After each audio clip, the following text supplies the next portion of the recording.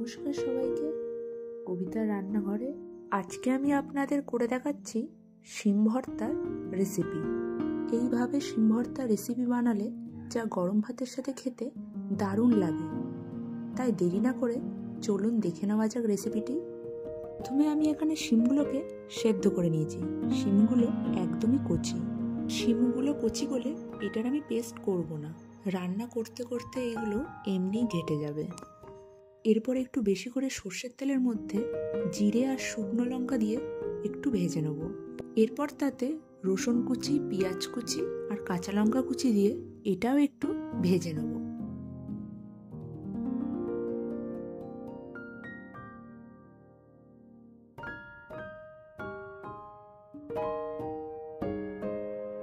পেঁয়াজটা একটু ভাজার পরে একটা টমেটো কেটে রেখেছিলাম সেটা দিয়ে দিচ্ছি, আর স্বাদ মতন লবণ দিচ্ছি, আর সেদ্ধ করে রাখা শিমগুলো দিয়ে দিচ্ছি। শিম দিয়ে ভালো করে নাড়াচাড়া করব। ভাজার সাথে সাথে শিমগুলো কুচি হওয়ার কারণে এমনিই ঘেটে যাবে, তাই আমি আলাদা করে আর পেস্ট করিনি।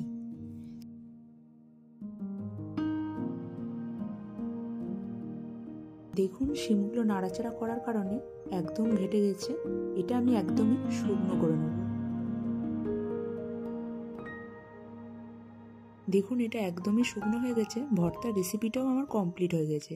এরপর আমি একটু ভাজা মশলা দিয়ে নাড়াচাড়া করে নামিয়ে দেবো। আপনারা এরকমভাবে অবশ্যই শিমের ভর্তা করে খেয়ে দেখবেন।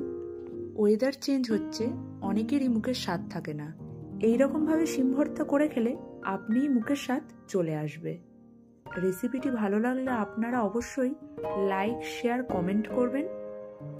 ইউটিউব থেকে দেখলে অবশ্যই আমার চ্যানেলটিকে সাবস্ক্রাইব করবেন এবং ফেসবুক পেজ থেকে দেখলে অবশ্যই ফলো করবেন।